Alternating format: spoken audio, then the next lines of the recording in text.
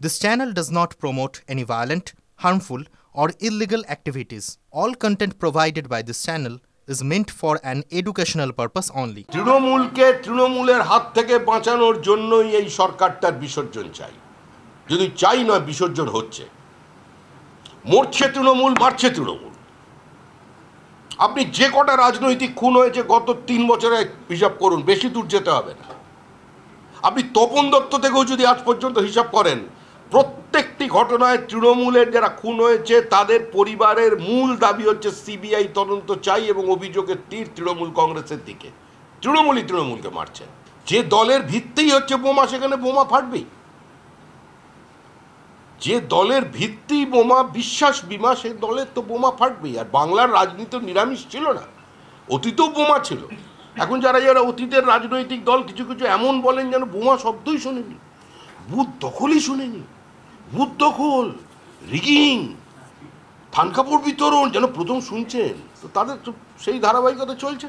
এলাকায় কি জানা যাচ্ছে সেটা নিয়ে তো আমি এই মুহূর্তে কোনো বিবৃতি দিতে পারি না। এবং স্বাভাবিকভাবেই যদি তাকে ছাড়া হয়ে থাকে, নির্দিষ্ট লক্ষ্যে ছাড়া হয়েছে। তৃণমূলই ঢোকাচ্ছে, তৃণমূলই বার করছে, যাকে কম্পিটেন্ট মনে করছে তাকে বার করছে।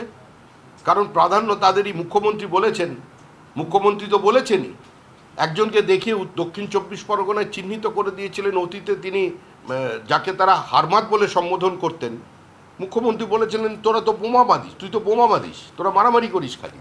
পরবর্তীকালে তাকেই রাজ্যের এমএলএ বানিয়েছেন। সরকারি প্রকল্পে আপত্তি করে প্রতিবাদ কেন করতে গেছে? প্রতিবাদ করতে গেলে মার খেতে হবে, এটা মা বোনের কোনো প্রশ্ন নেই। এই সরকার কোনো প্রতিবাদকে গ্রহণ করবে না, কোনো সমালোচনাকে স্বীকার করবে না। এটা ফ্যাসিস্ট সরকার। আপনি কি মনে করেন যে তৃণমূলের এই বোমাবাজি সেই মানে লেনিন ট্রটস্কির দ্বন্দ্ব, নাকি সুভাষ বোস আর গান্ধীর দ্বন্দ্ব, নরমপন্থী চরমপন্থীদের বিভাজন? এর মধ্যে তো কোনো মতাদর্শগত কোনো বিষয় নয়। যেটা আছে সেটা টাকা, যেটা টাকা আছে সেটা 25-75, যেটা টাকা আছে সবাইকে দিয়ে খাওয়া, সেখান থেকে বিচ্ছুটি, তাই বোমা, তাই মৃত্যু। এই চাকরিহারাদের পাশে আছি, যাদের মেধা প্রতারিত হয়েছে তাদের সুবিচার পাইয়ে দিতে, তাদের চাকরিতে পুনর্বহাল করতে, ওয়েমার শিটের যে মিরাজ আছে সেটাকে প্রকাশ্যে আনবার জন্য যত লড়াই করা সম্ভব করেছেন। আমাদের বিরোধী দলনেতাও তাদের সঙ্গে অতীতে দেখা করেছেন, বিরোধী দলনেতার সঙ্গেও তারা দেখা করেছেন। আমাদের প্রাক্তন রাজ্য সভাপতি, বর্তমানে কেন্দ্রীয় মন্ত্রী সুকান্ত মজুমদার, তিনিও বিষয়টির মধ্যে ছিলেন। ফলে দল তাদের সঙ্গে আছে। কিন্তু আমরা আবার বলছি, যারা এই আন্দোলন করছেন সেই আন্দোলনকে কোনো রাজনৈতিক রঙে রাঙিয়ে দেওয়ার কোনো ইচ্ছা আমাদের নেই। আরে সিভিক ভলেন্টিয়ার কারা? সিভিক ভলেন্টিয়ার হচ্ছে তৃণমূলের আশ্রিত কিছু হুডলুমস। সব সিভিক ভলেন্টিয়ার এরকম বলার প্রয়োজন নেই। একজন থানার আইসি বলছেন যে সিভিক ভলেন্টিয়ার্সরা আমার কথা শোনে না, ওদের কাছে যে আগ্নেয়াস্ত্র আছে আমার থানায় সেটা নেই।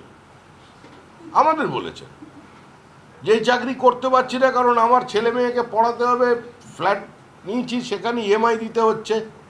থানায় 6টা বন্দুক আছে, 60 সালের ওই বন্দুক, আর আমার কাছে 6টা বুলেট আর 2টো এক্সট্রা। কিন্তু সিভিক ভলেন্টিয়ার আমার থেকে শক্তিশালী।